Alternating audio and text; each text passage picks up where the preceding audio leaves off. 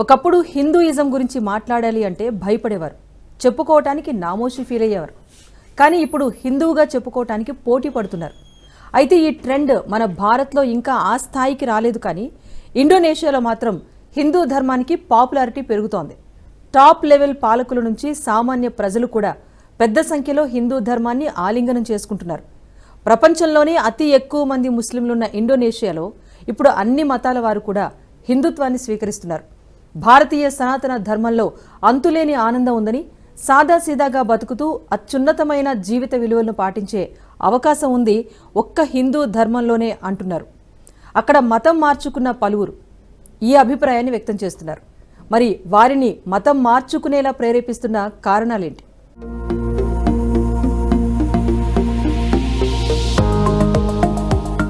ప్రపంచవ్యాప్తమవుతున్న సనాతన ధర్మం. ఇండోనేషియాలో నానాటికి ధర్మాభివృద్ధి. ఇండియాకు ఇండోనేషియాకు ఉన్న తేడాలేంటి?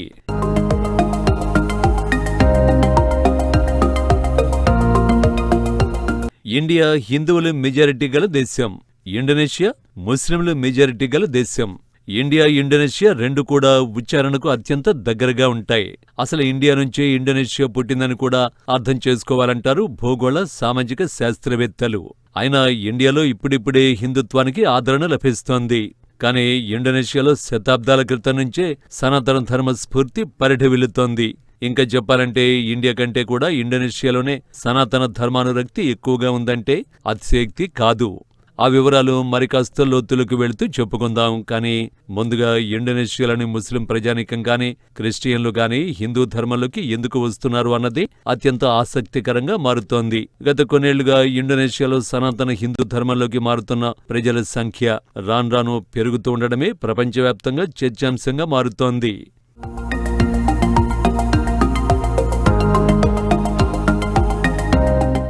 గత ఏడాది ఇండోనేషియాలోని బాలి అనే ద్వీపంలో బగోస్ అనే ఒక ముస్లిం మత పెద్ద హిందుత్వంలోకి మారాడు. అతను హిందుత్వంలోకి మారడానికి ముందు ఎంతో లోతైన ఆత్మశోధన చేసుకున్నాడట. అది వింటే ఎంతో ఆసక్తి కలుగుతుంది. నిజానికి మత పెద్దల బాధ్యత ప్రజల సమస్యలు తీర్చడం, ప్రజలు అడిగే ప్రశ్నలకు జవాబులివ్వడం, ప్రజలను సంతృప్తిపరచడం. ఈ అంశాల్లో ఒక ప్రీస్టు ఫెయిల్ అయితే ఇక ఆ పోస్టుకు అతడు అనర్హుడు అన్నమాట. ఈ నిజాయితీ ఇండోనేషియా ముస్లింలలో ఉంది కాబట్టే ప్రజలు అడిగే ప్రశ్నలకు తాత్వికంగా జవాబు ఇవ్వలేకపోతున్నాను అనే ఫీలింగ్ ఈ బగోస్ అనే ఇమాంకు కలిగిందట. దీంతో ఆత్మశోధనకు అవకాశం ఏర్పడింది. అలా మెడిటేషన్లోకి వెళ్లిపోయాడు. ఆ ధ్యానంలోనే ఆయనకు కావలసిన జవాబులు లభించాయట. ధ్యానం చేస్తున్న క్రమంలోనే పూర్తి క్లారిటీ లభించిందట.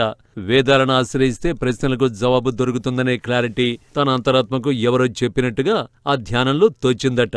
మరి వేదాలను సంపూర్ణంగా అర్థం చేసుకోవాలంటే హిందువులుగా మారాల్సి ఉంటుంది. సనాతన హిందువుగా మతం మారితేనే వేదాలను అర్థం చేసుకునే అర్హత ఏర్పడుతుందన్న భావనతో గత ఏడాది మతాన్ని మార్చుకున్నాడట ఈ ముస్లిం ఇమాం. అలా ఇస్లాంకు స్వస్తి చెప్పిన బగోస్ హిందుత్వంలోని లోతైన మూలాలను చూసి పులకించిపోయాడట. అంతటి ఆత్మానుభూతిని ఇతరులందరికీ అందించాలనే ఉద్దేశంతో ప్రతి ఏటా 10,000 మందిని హిందుత్వంలోకి తీసుకెళ్లాలనే నిర్ణయం తీసుకున్నాడట బగోస్.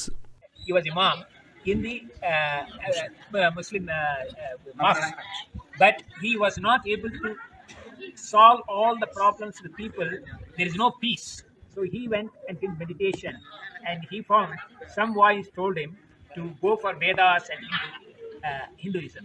He has felt that through meditation process in this beautiful mountains, and he converted into Hindu. He is a staunch follower as well as propagator of Hinduism. So what happened here, many of the Muslim women and Muslim men, they were not very happy with the way things they were treated in Muslim. And by the encouragement with Bogos, they have all come today, 78 of them, and they have given me the honors to do the program. Bali అనేది ఇండోనేషియాలోని ద్వీప సముదాయంలో ఓ పెద్ద ప్రాంతం. అనేక ద్వీపాల కలయికే Indonesia. అలాంటి ద్వీప సముదాయంలోని Bali అనే ఒక ద్వీపంలో హిందుత్వానికి తొలి నుంచి ప్రాధాన్యత ఉంది. ఇండోనేషియాలో హిందూ ధర్మానికి బాలిని కేంద్రంగా పేర్కొన్నా ఆశ్చర్యపోవలసింది లేదు. దాదాపు 87% బాలి జనాభా హిందూ ధర్మాన్ని అనుసరిస్తుంది. మిగిలిన ఇండోనేషియా మొత్తంలో ముస్లింలు 87% వ్యాపించి ఉన్నారు. ఇక్కడ హిందువులు త్రిమూర్తులను మాత్రమే కాదు, గణపతి, జగదాంబ, శ్రీరాముడు వంటి దేవతల్ని ప్రత్యేకంగా ఆరాధిస్తారు. అనేక దేవాలయాలు కూడా ఉన్నాయి. ఇలాంటి ప్రాచీన సనాతన భావనలే బాలిలో ఎక్కువగా వ్యవహారంలో ఉంటాయి.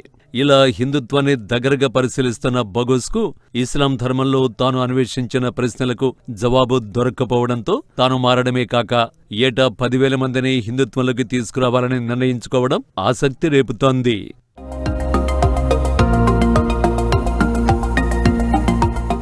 బాలిలో సర్వమతాలు ఉన్నప్పటికీ బాలిని మినహాయించి మిగతా ఇండోనేషియా మొత్తంలోనే జావా, సుమత్రా, సులవేసి వంటి ప్రధాన ద్వీపాల్లో ఇస్లాం ఆధిపత్య మతంగా ఉంది. ఇక్కడ రంజాన్, ఈద్ వంటి పండుగలు ప్రధానంగా జరుపుకుంటారు. ఇక బాలిలో కళలు, నృత్యాలు, ఆలయాలు అన్నీ కూడా హిందూ ఆచారాల్లోనే ఉంటాయి. రామాయణం, మహాభారతం వంటి హిందూ ఇతిహాసాలు ఇక్కడి సాహిత్యంలో ప్రముఖంగా కనిపిస్తాయి. బాలిలో ప్రతి గ్రామంలోనూ ఆలయాలు కనిపిస్తాయి.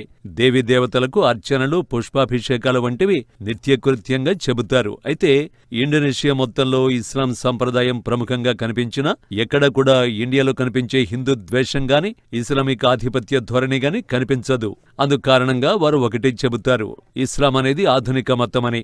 అనేక కారణాల వల్ల తాము ఇస్లాంలోకి వచ్చామని, కానీ తమ పూర్వీకులంతా సనాతన హిందువులే అనే స్పృహను వారు మరువలేదంటారు పరిశీలకులు. అందువల్లే ఇండోనేషియాలో ముస్లింలైనా, క్రిస్టియన్లైనా చాలా మందికి హిందూ పేర్లే ఉంటాయని, ముస్లిం నామాలు ఉన్న హిందూ సాంప్రదాయాలతో గాని, హిందువుల ఆనవాళ్లతో గాని ఎవరికీ పేచీ ఉండదంటారు. ఇండోనేషియాలో హిందువులకు లభించే రెస్పెక్ట్ ఇతర మతస్థులకు దొరకదని కూడా అక్కడి వారు చెబుతారు. ఇస్లాం ఇండోనేషియాలో వ్యాపించినప్పుడు బాలిలోని హిందూ రాజులు, ప్రజలు తమ సనాతన ధర్మాన్ని నిలబెట్టుకున్నారు. 13వ శతాబ్దం నుండే అనేక వాణిజ్య మార్గాల ద్వారా ఇస్లాం ప్రవేశించిందట. స్వదేశీ రాజులు హిందుత్వాన్ని కాపాడుకోవడంతో అది ఇప్పటికీ వారి జీవితాల్లో మార్గదర్శనం చేస్తోంది. అయితే హిందూ, బౌద్ధ సామ్రాజ్యాలు క్రమంగా ఇస్లామిక్ రాజ్యాలుగా మారిపోయాయి. అలా జావా, సుమత్రా దీవుల్లో ఇస్లామిక్ సంస్కృతి బలపడిపోయింది. తరతరాలుగా వారు ఇస్లామిక్ సంప్రదాయాన్ని అనుసరిస్తోన్న హిందుత్వ మూలాలను మర్చిపోకపోవడం వల్లే వారు మళ్లీ హిందుత్వాన్ని ఆలింగనం చేసుకోవడానికి అవకాశం ఏర్పడిందంటారు పరిశీలకులు.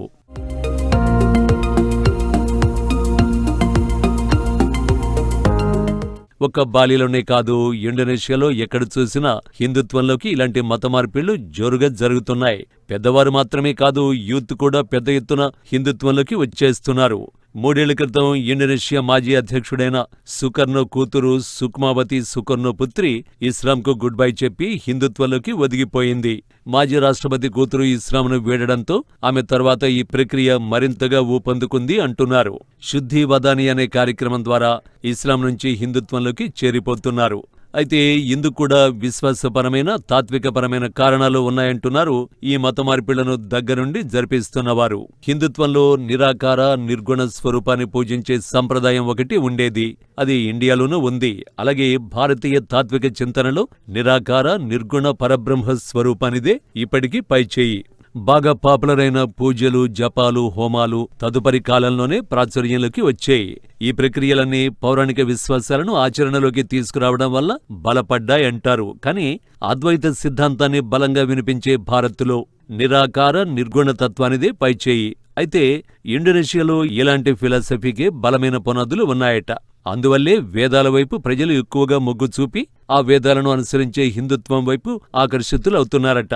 ఇలాంటి వాతావరణం ఇండోనేషియా అంతటా ఉండడమే ఆసక్తికరమైన చర్చగా మారుతోంది.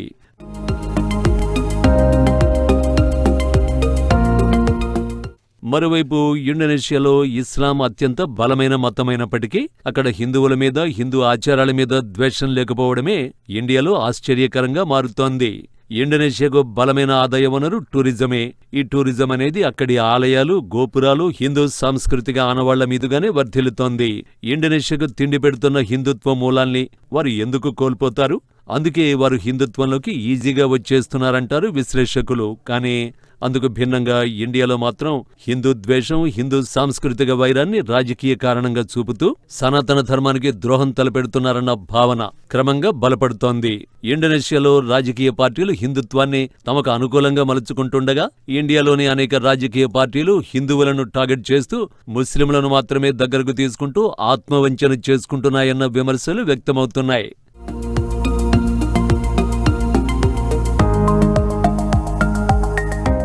ఇక ఇండియాకు ఇండోనేషియాకు అత్యంత దగ్గరి సంబంధాలుండడం మరో విశేషం.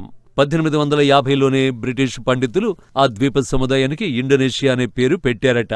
భారతదేశాన్ని అప్పటికే అతి పెద్దదైన భరతఖండంగా భావించేవారు.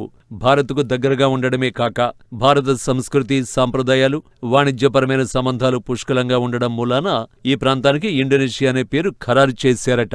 1945లో స్వాతంత్ర్యం ప్రకటించినప్పుడు అధికారికంగా దీన్ని రిపబ్లిక్ ఆఫ్ ఇండోనేషియాగా ఖరారు చేసుకున్నారు. మరి ఇండియా నుంచి స్ఫూర్తి పొందిన ఇండోనేషియాలో హిందుత్వం రోజురోజుకు విస్తరిస్తుండగా, హిందూ ధర్మాన్ని ఆలింగనం చేసుకునే వారి సంఖ్య నానాటికి పెరుగుతుండగా, అక్కడి స్ఫూర్తిని ఇండియాలోని పార్టీలు గాని ప్రజలు గాని ప్రదర్శిస్తారా? సనాతన హైందవ స్ఫూర్తి అవసరాన్ని సీరియస్గా తీసుకుంటారా? చూడాల్సి ఉంది.